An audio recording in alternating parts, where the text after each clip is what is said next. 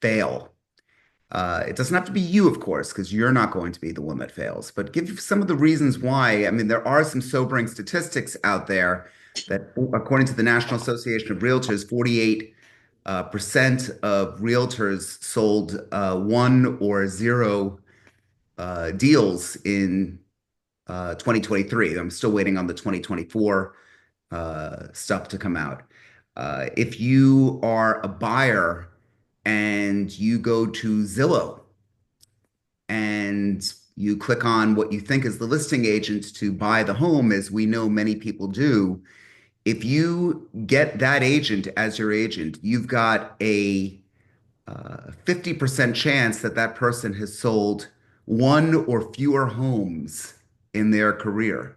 That's some pretty sobering stuff. It's stuff that I think needs to get out there. Again, I don't want to throw a cow at anyone, but I do think the consumer needs to know what they're actually dealing with.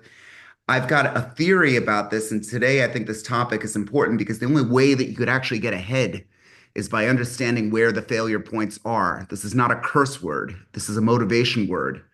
Agents, in my opinion, do not fail. You should write this down. They fail to plan. They fail to plan. I see this over and over and over again. Damn it, I see so many of you just winging it. And I think that that's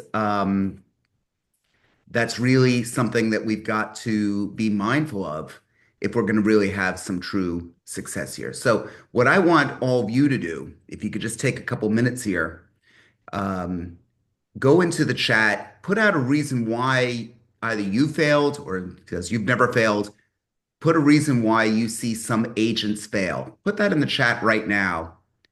Okay, Delaney, agents fail because they didn't follow up. Really good. Please, I really expect everyone, you don't have to speak, but if you could throw something out there about what it is, it could be either, okay, we got follow up. You could put whatever you want to that you think matters, because if you've seen it in Portugal, Eitan, Hassan has seen it in Metro Detroit, Dina has seen it in Del Rey. We've all seen the whole thing. And that's the one thing that I like about this group is that we've got a collective knowledge base that we should all be able to tap into. So let's, again, I'm going to give everyone just another minute here. If you don't mind putting at least one reason why agents fail into the chat, that would be amazing. And I've said my piece about that. Agents, in my opinion, largely don't fail. They fail to plan. Just it really could be encapsulated like this. People have said fear. They've said all sorts of stuff. If you know that that's a possibility, then really you need to focus on it. Okay, let's take a look at what some of these people had to say. Delaney, agents fail because they don't follow up, and Aton said follow up. Can I pick on either of you about the follow up? Maybe, kind of, sort of. Nobody wants to be picked on. Wait a minute, you didn't say you were going to Yeah. pick on me, Ed. Okay, Delaney, I promise it won't hurt. Can I talk to you a sec? Yeah. Okay. So, follow up. In your experience, what have you seen agents not do? I mean, when follow up, how many times are agents following up? Maybe once or twice they're following up. So they Mhm. hear their friends say, "Oh yeah, I'm thinking about selling later this year," and then so they put in their calendar to follow up later this year, but they actually sell much quicker than that. So following up sooner than the lead says they're gonna take action. Okay, very good. Write it down. I agree. People do this. Lack of consistency and discipline. Hassan, could I pick on you? Again, you weren't. Yeah, absolutely. Yep. Okay, so give me either an example or what you meant when you said that. So I think a lot of people that, from what I've observed, that get into real estate, especially people that transition from other careers, from corporate gigs, um, because of the flexibility that's available in your schedule in real estate, people don't treat it like a job in terms of showing up at a specific time every day, having time blocked throughout the day and tracking what they're working on. So they'll try something for a little bit, and then if it doesn't work right away, try something else, and then that next thing that doesn't work right away, it's like they move on to the next thing, rather than just consistently doing the same thing until the results come up. Sure. I like to look at it as you're yelling into the mountain and not hearing an echo coming back. At least it's not soon enough. You're right. or running after the next shiny object. And we know in real estate, everyone wants to sell us a shiny object. Oh my God. Am I the only one on the social media feed that's getting a ton of new? I've seen so many, oh, guaranteed make millions. I'm like, oh, wow, I want that. I Yeah. want that. I love money. Money's one of my three favorite things. I think that's amazing. Okay, so thank you for that, Hassan. I'm going to circle back to you. They don't show up for work. Paula, what do you mean by that? How dare someone not show up for work? Good morning, Edmund. How you Good doing? morning. Good. So I used to be a broker owner, and I mean, they start off great. They say, "Oh, I'm going to be in by 10," and Mhm. they work from 10 to 4. Then before you know it, they're working from 11 to 2, and Mhm. maybe it's an hour after, the end of their time with me because they just don't come to work. And I think that it falls under the discipline mantra. But, the thing is, when you go to the office, things happen. You're going to hear things. You're going to get motivated. You may not hear it when you're insulated at home. I worked at home for 7 years, and I was by myself until I started my business, on the street in a retail location. It makes a big difference. You got to go into the office. I think it's one of those things that because of the pandemic, people are staying home and working from home. For Yeah. some people, yes, it's going to work, but for other people, it's just too easy to get distracted. And I It's think that's the an problem. enormous problem. My daughter, I see Victor's here. I'm going to pick on him in a minute, but my daughter's in California as well, and her office was moved to remote. And I think that that's, she's gregarious, kind of like her dad. She likes to know and likes to talk and likes to network and likes to do stuff. It's a terrible, terrible thing when people think that you can just email from your pajamas. It's a great option when there's like a fire there. And Victor, I hope you're well. And you know what's going on in California. I don't know if anyone's seen all the news out there. But as far as being the norm, wow, we're social animals. I think we really need it. So showing up is a very big thing. Plus, you really do get, and Paul, I want to hear from you, Paul's leaving. Um, if there's a value, I forgot what psychologist said this, but you're the sum total of the five people that you actually hang out with. Well, what are you if you're just hanging out by yourself? Paul, how valuable is it to you to show up to work? I a million percent. Like I don't think I could ever work from home because the person who I'd be speaking to is my golden retriever, Rudy. Hmm, And I don't, he's very smart, but I don't think he's smart enough to do deals. But I mean, just listening to other people's deals in the office, and it's a busy office, is incredibly important for my motivation, for my learning, for the culture. So I come every day. good. That's good. So aside from that, Paul, in your opinion, what I'm trying to see where your comment was here. I basically said that people just focus. Some people just focus on one lead pillar. Like there's teams in my office that all they do is cold call. Like that's it. And I'm like, I don't think that's the right business plan. I mean, I think it's belonging to charities, being active in the schools, doing social media, doing cold calls, like having multiple pillars to generate leads as opposed to just focusing on one. Okay, so how many pillars can one have? Because I've heard other people say just the opposite. I happen to agree with you, by the way, but how many pillars do you have? Six. Six pillars. Can you throw three of them out to us? Paul's we've been going to offices outside in the tri-state area telling the agents how we do business. Volunteering with charities and being, every single person that I sit on boards with, they all have money, all Hmm. of them. I don't talk about real estate, but within a week or two of me being on a charity, they know what I do for a living. And I've gotten many leads and I've closed many deals with that. Social media, I commit myself to doing two pieces of content every single day, no matter what. Um, and then mailers and newsletters. Okay. Guys, this is a guy that's in the top 1% of the country, so listen to what he has to say. Okay, this is good stuff. I'm very happy to hear that. And Paul, I'm happy to see you uh back as well. Linda, discipline and consistency in making calls. Okay, is that personal, or are you seeing other people that are just not making the calls? Well, personal as well. You started making uh, blocking your schedule, and then lack of inventory and everything, and then you get a call to get an appointment, and instead of picking a time that's outside of your block time, you go because you want to get it. So discipline, respecting your schedule, making more follow-up, and working with your CRM, I think is key. Okay. Over here, Dina, always with the best comment here, with a great comment. Fear. I was looking for the F word. We've got two types of fear, in my opinion. We've got fear of success and fear of failure. Most people look at it as fear of failure. Some people look at it as fear of success. What do I mean by fear of success? I had the best year of my career last year. There, I put it out there. What does that mean for 2025? And how embarrassed will I be to all of you if I don't blow that year away? It really is. I'm trying to now use fear as a means of and the psychologists write this down. They call this conversationally committing. Conversationally committing. You want to lose 10 pounds? I'm going to lose 10 pounds. You just conversationally committed.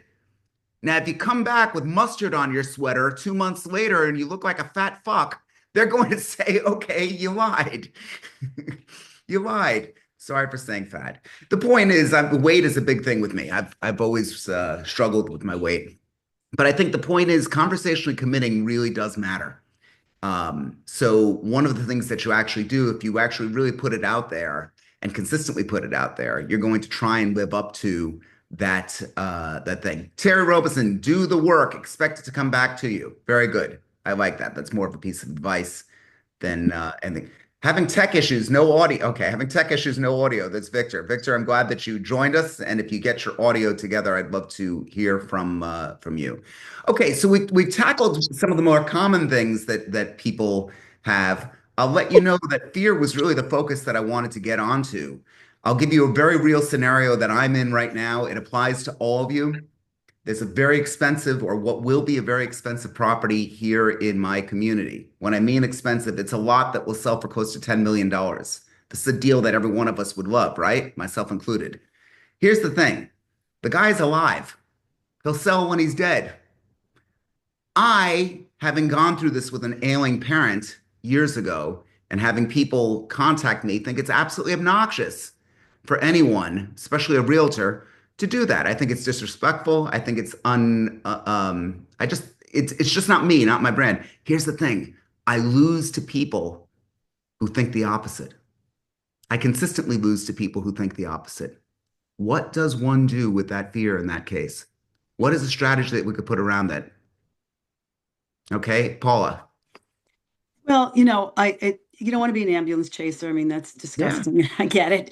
But you could regularly send them market reports. I mean, you're great at that. Send them emails or paper reports. And people like that. They want to see what the value of the place is worth. And if the person himself is not reading it, maybe the heirs will, the family members, and then they're going to say, okay, I know this person. He's been sending us regular reports. And sure. and he's in the know. He's the guy to talk to because he's been educating us all this time. Okay, well, let's put that over here. Call it brand center stage. Is that fair? Okay. Brand center stage. What other things could actually be done? And if you don't like that scenario, guys, feel free to. This is a workshop here. We want to come up with a scenario to help you or to help us with representative examples get through the situation. So she said, get the brand out there. Any other advice that any of you have? Again, situation is there's an ailing man, very wealthy, very expensive home. Realtors are somehow finding their way into his next of kin. Uh, Having lost a mom and having been through the pain of that, I don't want to be that guy. What advice would you have? Get friendly with the nurses. Interesting. Okay, so it sounds like a guy that is in New York City who's talked to more than one doorman. Okay. Yes. Yeah. Okay. Get friendly with service providers. That's actually a very good idea. That's a very, very good idea. That actually helps. What else? We'll step away from that example. Maybe that doesn't resonate very well with all of you. Give me a scenario that you may have been with. And Lavette liked the idea, Paul. That's good. If Thanks, Lavette liked Lavette. it, then it must be a good idea. What other scenarios have you been, Paula? Situations that you've been in that perhaps you thought was a failure point or one that you may have failed at that you were able to overcome? Um, Tough one. yeah, Okay. it Andy, brings Delaney, that. Hassan, Linda, anyone, Rich, we're good to see Rich here. Any one of you. Uh, I have some. Go Okay. ahead, Delaney. I'm sorry, Delaney had her hand up. Let's see Oh, Delaney and then Babette. Okay. I was gonna say I had a situation where past client was had a really good relationship with him. We talked every few months. He said he was older. He said, if anything ever happens to me, I've told my kids like I really want the house to be sold with you, kind of conversation, because he knew he was getting older.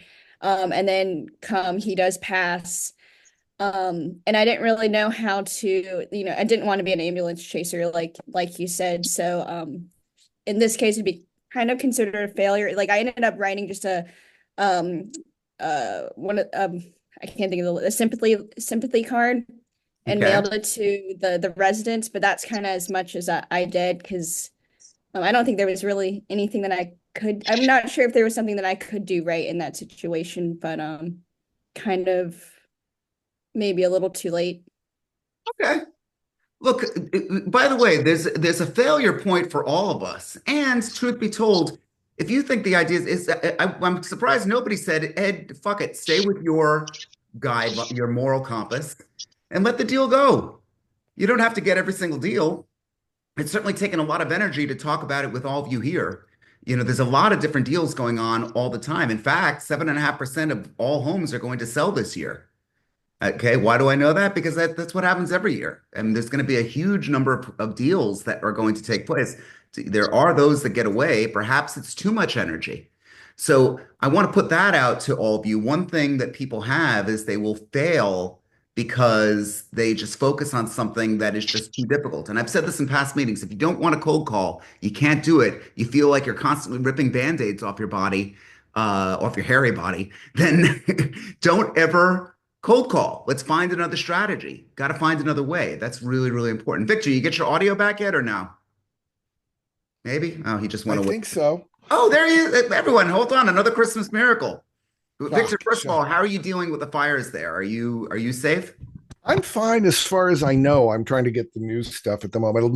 Most everybody I know, in the area is evacuated because more of my people I know are north of the freeway. And we when we bought here, we bought for urban environment, so we're right in like by anybody who knows LA, Pasadena Playhouse, Old Town Pasadena. So we're downtown, and where they're evacuating all the people from Altadena is to the Pasadena Convention Center, which is a couple of blocks from us. So I figure our odds are pretty good because we're where they're evacuating people to. So I think we'll be okay. Okay, very good. So Fingers you want crossed. well, yeah, listen, that's if you need anywhere to crash, just come to Boca. I like Okay? Boca. We're empty nesters here. I'd love to have you. That goes for all of you.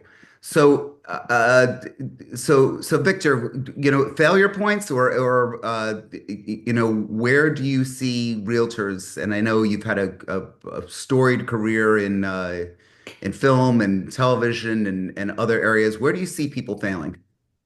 Where do I see people failing? Oh my gosh. Communication Hmm. in general is probably the biggest thing. Communication, lack of knowledge, because most of the good training for real estate agents tends to be on the how to get clients side. And so I'm shocked the number of agents that I get in deals with who don't know what they're doing once they get the deal. Yeah, And that gets to me sometimes because we want that repeat business, and if we're not going to get the repeat business if we're not super competent, sure. that's my as deep as I can get walking in, not having heard what everyone else has said before. But So let me throw how that could be a blessing in disguise. If you get an agent that doesn't know what they're doing, do the work. Just do it oh for them. yeah, That oh yeah, a lot of you, oh, this guy didn't get the contract to me. Great, redo the contract. Write it. I've got somebody now, he was fuddling around for 24 hours trying to get a referral agreement to me. I'm like, you know what? Let me give you a draft on how we do it. Maybe we could trade notes here. Again, I didn't want to hurt his ego. I didn't want the guy to know that he's an idiot that doesn't know how to do a DocuSign. But I filled this thing out And I said, well, if you like it, we could just sign that. But please read it. I want you to be comfortable with it. And he did. And so do the work because it's nothing. I mean, at the end of the day, once you've actually gotten to that point, do the work for them, pay them. It's just, again, my opinion. Again, Paul, you can chime in on that if you agree or disagree. I know you've dealt with your fair share of I morons. I think that, and I've learned this over the last couple of years. Look, this is a very incestuous business, and you can berate like a newcomer when you're doing a deal, or you can teach them just like you said you do. Hmm. And in 4 or 5 years, now that broker is a huge broker, and you're about to do a deal with them, they're not going to forget what you did for them 4 or 5 years ago. So help them. Sure. Absolutely. Absolutely. I love that. While we're on this, I want everyone, you can make note, we're going to be getting this up on the Facebook group, which all of you should be a part of, and the Instagram and the WhatsApp group. If anyone's not in the WhatsApp group, please do. And I'm going to get to you in a second, Livette. Please do reach out. You could just put in a message in the chat, and Daniel, our producer, will get you in there. Our next topic is going to be on Friday, January 10th. Again, trying to give the Californians a break. AI tools and automation for real estate. I like to revisit that every now and then. Wednesday at 9 a.m. Eastern Time, we've got Wednesday the 15th, turning one listing into four through circle prospecting and other techniques. Then we have again on Wednesday the 22nd, building a powerful SOP, standard operating procedure for real estate success. Things have changed. We're going to talk about what stuff could be added into that. On Friday, the 24th, again at noon, giving the Californians a break again, we've got breaking into the luxury market. And then wrapping up the month is going to be a social media reboot on Wednesday, January 29th. We will have workbooks for that. We will have a workbook for this meeting as well sent out to everyone to be able to try and follow along and be able to make notes and do all of that. There's a famous coach that says what worked last year will not work this year. That's the biggest bunch of bullshit I've ever heard. Cold calling works, email works, newsletters work, mailers work, networking works. Are there new things that you need to learn? Absolutely. But part of this is to try and hone our skills and be able to see what changes to be made. To me, when a coach says that to everyone, it says to me that they're just trying to keep their business, which again, there's nothing wrong with that. And I think there's values to these coaches. I think they're fabulous. But don't think for a second that you have to give up on what you did last year to be able to do more this year. Okay, RA, Daniel, you're saying please add me to the WhatsApp group. Anyone who's not in the WhatsApp group, it's kind of a handy thing that's going on here. Who else? What other ideas? Where else? Livette, I promised to talk to you and I missed you. I apologize. That's okay. So I logged in a few minutes late, but what I thought I heard a couple of things. One, working from the office versus home. Hmm. And I wanted to say before the pandemic, I was such an office girl. I would go in every single day like a regular job because I wanted to keep the same kind of schedule when I got into real estate. Yeah. But what I learned about myself was during the pandemic, I changed companies, and the firm that I went to was out in Virginia Beach, and I didn't feel like driving out there every day, but it was definitely a better firm. So I got used to working from home, and I will tell you, I thrive. I Private didn't home. need this Okay. before, because I'm an ambivert, but more leaning towards the introvert side. Well, oh well, Huh? this is not Livette. You're on the introvert side. Yeah, and most people don't know that about me. Like during the Okay. pandemic, when everyone else was losing their mind, like I was just like, just in my stride, just going out every day, living my life. Nothing changed for me. It really didn't. And I don't know if that's sad or what, but yeah, I'm more towards introvert because I love being in my house. I love the solitude of it. I think it's very peaceful. I live alone, and I I just find that euphoric. I Okay. know that's not the case Now for listen, other people. and hold on. Lisa Murray in Fountain Hills in Scottsdale, Arizona, agrees with you. So so maybe there's something to that. Oh Lisa yeah, finding I that hit my well. stride. I just set up my schedule. I cold call every day from 8 to 12, even on Saturdays or Sundays sometimes. And then the other thing was, I think you guys were talking about death, or something like that. Hmm? But I will say that I've had a couple of clients over, even last year, I cold called a lady that, no, I was circle prospecting. And I came across a lady who wanted to sell because they were going to be moving within the next few months, but the husband, he had something going on. It was really serious. And when I was speaking with her, she was very stressed out about it. So I just kind of, I didn't know if other people would call her, but I figured since I was circle prospecting, she hadn't even, been on the market yet, that I had a strong chance of maybe getting that listing. So what I did was instead of, I Googled what was whatever she told me he had or was going through, and I ordered some warming socks on from Amazon, which said helped. So I took those over there, but I also took her, a bottle of wine, and it was something else, like a little gift card for herself. Because in situations like this, probably focus more on maybe the family members because they're going through a lot, dealing with that situation. So I think women are really good at, tapping into that and just being, not saying you guys are not compassionate because you are. No, Um, oh, believe me, Levette, women should run the world. right. I agree. Yeah. Women should run the world. We screw everything up consistently. The world's greatest criminals, men. I The, agree. we even die 6 or 7 years sooner. No, believe me, you're much more equipped So than one of us. the I things, just the only mistake you make is that you leave it up to us. I think aside from exactly, that, that we don't oh, trust ourselves. But I come from a family of my grandparents had 8 girls and 1 boy, so the girls were kind of just, I had that a lot of that nurturing, and my grandmother always said that men need women, women need each other. yeah, So we have to we you have have to tap into that when in it, situations like this. We have to take care of the family, the tribe, the community, and while we're taking care of them, they get to focus on that person. So I actually ended up getting the listing, and they just like love me to death. Every once in a while, I'll check in with them, say how things are going because they're like cruisers. So they're always on a cruise somewhere. But I'm getting ready to get another listing from them because her mother-in-law is getting older and they want to get her home sold so she can come live with them. So I'll have 2 transactions out of that. So okay. yeah.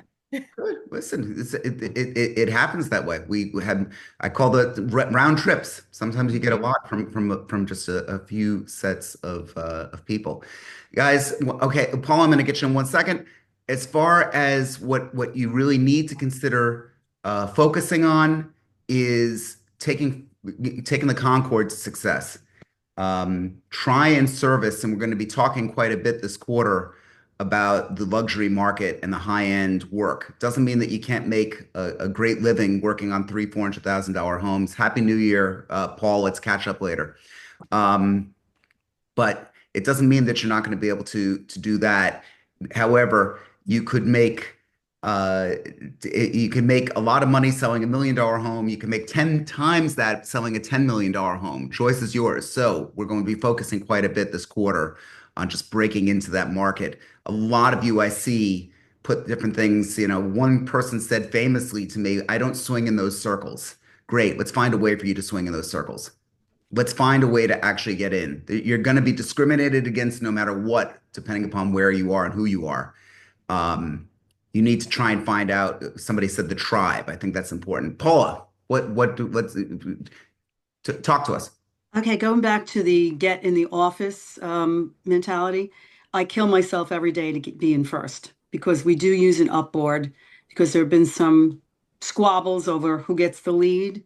My office has been a real estate office, like as far as I can remember, 40, 50 years in this neighborhood, and we get walk-ins. And I count 4 sides, big deals to just being there at the right place, the right time on a Saturday afternoon at 4 o'clock. I would rather have been home, but me and my son were there. We made $60,000, over 60 grand in commissions just because the guy walked in and we did 2 sides just with him. We just sold another house in 2 days because a guy walked in and I was at the right place at the right time. So if people know that the office is a real estate office, we're still getting walk-in business in this area. We are in New York City area in Queens, right next to a very busy high school, a lot of foot traffic. So that also lends itself. If I'm the only one there and I'm going in 6 days a week, 5, 6 days a week, they know I'm there. So that's a big part of it too. Okay, so let me take the contrary side of that. Lisa, can I talk to you for a second? Lisa Murray? Yes, I was just typing something in to the chat. That is Oh, exactly why I do go to the office once in a while and why I changed brokerages last year so that I could get to an office that is in our downtown area. It's like living in Mayberry. We have a lot of walking traffic and that kind of thing that, a lot of places don't have, but I do have it here. And you get that occasional walk-in. and Other than Mayberry, to those who don't know, is a fictitious town on the Andy Griffith Show from many, many years ago. So that Mayberry was like the fantasy Americana that never really existed, kind of like the Brady Bunch. It was like the perfect family, but if you look at all the actors, they were gay and drug addicts and shit like that. So I like going to the office for that opportunity, but aside from that, I get absolutely nothing done because everybody's trying to chit chat and whatever. Yeah, yeah. Okay. But you work better from home. Yeah, Yeah. Okay. but nobody's going to come down my chimney. Yeah. So yeah, it's interesting that I love the term Mayberry. The optics are everything. People have said, "Wow, Ed, you're doing so good." They're right, I am. It's not necessarily how I feel. I don't put my daughters freaking out at me for something I did wrong or the failures that I have in my life on my social media. I put my successes on there, and everyone else does too. I just have the guts to admit it to all of you. Most of you, those that don't are liars. That's just life is too complex for you not to have fear and pain and issues. I don't care who you are. So in your worst moment, and that's why I mentioned the Brady Bunch. They put this whole thing out there of how great everything really was, when the reality is that they were humans. The actor Robert, whatever his name is, he was openly gay. He lived a great life. He was a wonderful man, but it wasn't the dad that everyone put out there. That wasn't what he was. He lived his life the way he actually wanted to live. And a lot of the kids, some of them unfortunately had some real troubles. And we see this over and over again. The optics are not always, and I'll go a step further, are never what you really think. I say this because I've got some people that talk to me that are so depressed because they just think the whole world is doing so much better than them. Um, I really wish all of you could see it from where I know a lot of people. I know a lot of agents. I speak to all of you every single day. And man, there's a lot of people just collapsing inside. There really are. There's a lot of people who are thriving too. Um, but I don't want you to judge your insides by my outsides. Does that make sense? Just make that promise to yourself. Don't judge how you're actually feeling based on how you think I or Paul or anyone else is. We all are fighting a war, and that's why you need to give love and support and everybody. You could learn something from every single person in this meeting. Every single person, whether they do 100 million a year or 3 million a year it doesn't matter. There's experience, there's a life experience that goes on, and that's the guiding post that I have. Whatever religion, whatever background, whatever color, whatever gender, whatever it might be, whatever age, there's stuff that you could learn from everyone. And if you could embrace that, you could begin to see that maybe I'm in the wrong marketplace. Maybe there's something that I think I told the story. I'll tell just very quickly here. I lost a listing, a $5 million listing, so it was significant to someone. And I went to the owner who I was friendly with, and I said, "Look, I know you signed with this person. If you will I'd love to take you to lunch to find out what she did better than me." He said, "Ed, I'll talk to you anytime." Absolutely. We went to lunch. And I said, "So, tell me what's going on." "Ed, I think you're the better broker. I think you're more experienced. I think you're smarter. I think you got a better marketing plan." I'm like, "Well, why then did you give the deal to her?" And he said, "Because I think real estate is sold by women, not men. My wife makes the decisions on what we buy. I don't think it's a man's business. I think you're in the wrong business." And of course, like a wise ass, I looked at him and said, "Well, someday us men, we're going to break that glass ceiling. You'll see. We're going to get there and we're going to win. But here's the thing. I owe him a debt because of him, I've got Dina and Samantha. and Nicole on my team. I needed estrogen, stat. Because if he feels that way, there's other people that feel that way. It was a great life lesson. It really was. It was, had I had just a woman on the team who came with me, I would have gotten that deal, which, by the way, sold at a 3% commission for $150,000 GCI. That's a hard lesson to learn. I like that idea of making that much money. But you could also take that a step further and actually learn. So I throw that out to all of you to think about. Who else before we get to wants, needs, and brags? This is good. I'm glad that we're addressing the failure points. Wants, needs, brags. Let's talk about that. Who's got something they want or need or would like to brag about? I do. Oh, man, she's kind of like, I do. Okay, what do you got with it? So, I actually met with a very young man yesterday. He's like a social media guru, and Okay. he's going to be helping me with some social media ads. Um, and developing my website because I've never had one. I think I told y'all that before. So finally going to get my website done this year. And I've been, thanks to this tribe, that's one of the reasons why I'm able to work from home because I'm not alone. I get to see you guys every Wednesday and I belong to a couple of other groups too. So, I found, like I said, my tribes, my community. So I'm not by myself. I'm sorry, But babe. What'd you yeah. say? I'm I'm just sorry. reading that. Go ahead. Go So ahead. yeah, I'm going to be doing a lot. I've been working on my marketing materials, stepping it up, and yeah, it's going to be a great year. I'm claiming 2025. Okay, listen, but and I will do cartwheels for all of your successes. In fact, any success you have, please post it on the Facebook group, and you guys will get bonus points for applauding. We need to support each other. We really should. It's a hard business. Everyone you see is going through a little war within themselves. Show some sympathy and show some support when they actually need it and deserve it. Thank you, Livette. Who else? Linda, Andy, Rich. All you guys are so quiet today. Aton. Who Small wants? one, then just put a small condo on the contract, so starting the year on the right foot. Fantastic. I love that. Okay, Andy. Well, my listing that I got like last month, we have a contract that just came in last night, and I was able also to take a buyer out 2 days ago, and he put in a contract for a unit at the Mandarin Oriental, and I've another one closing at the end of the month. So that's some All good stuff. amazing stuff. Yes, Love it. yeah, yeah. So that's good. That's great, great stuff. Good for you. And the Mandarin Oriental, that's big. Yeah, yeah. Okay. We love that. Who else? Anyone? Anyone? There's Bueller.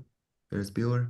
Or I'm happy because I've had some clients who've been dragging their feet for the last 6 months, and we're finally shooting the place and throwing it on the market the next few weeks. And so that one's been a lot. That's a larger one that's been dragging out forever. So I'm happy.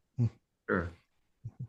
Victor, thank you for that. One other thing I want to mention, the topics. Thank you, Daniel, for putting the topics into the corner. And look at this. He typeset it so nicely. Very good. So you can copy that if you want and post it on the wall, print it up, take it in the bathtub, talk about it with your friends, whatever you want. You got all that information there.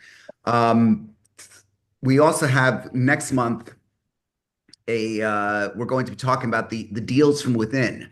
I'm trying to get a couple of you to speak. If you'd like to be a part of a little panel, I'd like to put that together. When I mean deals from within, Tinka Ellington, who is a wonderful friend and great participant, I think it's less so because she's focusing on other means of getting business, but historically said 35% of her business came right from within the Douglas Elliman office that she works out of.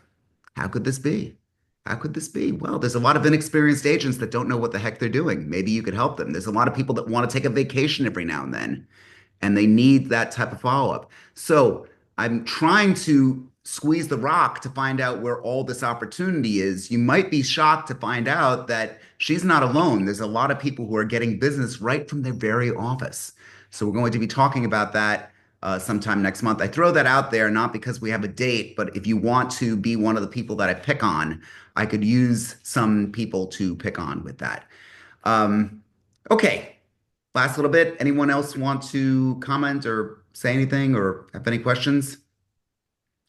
If any of you would like to get together with me, please do reach out. Daniel, if you could put your email address into the chat, that would be great. I will be reaching out to uh, many of you as well, as I do want to meet. And for goodness sakes, call each other. Oh, Daniel put this out here. I want to show you this. Hold on. Ay, ay, ay. Okay. Yay, the Google map. Everyone sees this? Okay, these little things. Look at this little map over here. Ah, we got Aton. He's a good looking fellow, isn't he? So if you need a guy in Portugal, Aton's your man. But we've got all these little things on this map show you see the different rainmakers from different parts of the country. I'm a very visual person. I've always liked this map. If you're not on it, you really should be. Ah, look at this. There's Paula. Look at that. Wow. We got there, and we got John Migdal, and we got Eddie Glantz. Everyone knows Eddie Glantz. So you can see who everyone is and where they are and their bio and their contact information. It's really important. Daniel and I go through this about once a month to make updates and clear things and do whatever we need to do. So if you don't have your photo and bio with Daniel, please do send an email to Daniel@Bogen Homes. He just put that up, and we will be able to get that out there. Is Terry right? There's Terry. Hi, Terry. Hey, how you doing? Any better? I die laughing. It's good to see you. Are you ready? Um, yes, I'm ready. Well, with that said, when Terry says he's ready, it makes me want to say, it sure is good to see everyone. It was great having you here today, and I look forward to seeing all of you, hopefully Friday at 12 p.m. Eastern Standard Time for another exciting episode of Rain Nation. Love that. Love that. Love Terry. Love you guys. Good to see everyone. I hope to see you soon. Eitan, Daniel, I'll be reaching out to you guys both in a little bit. And again, if we could get together, Hassan, I really would love to chat with you sometime. You've been in now a few times. It would be great to get to know who you are, along with all of you. If we haven't gotten together, let's do so real soon and make it a great week. Thank you, Ed. Thank you Have a very great much. Bye. Take care. Thank you so much. Be safe in California. Yeah, be safe in California is right. Yeah. Absolutely.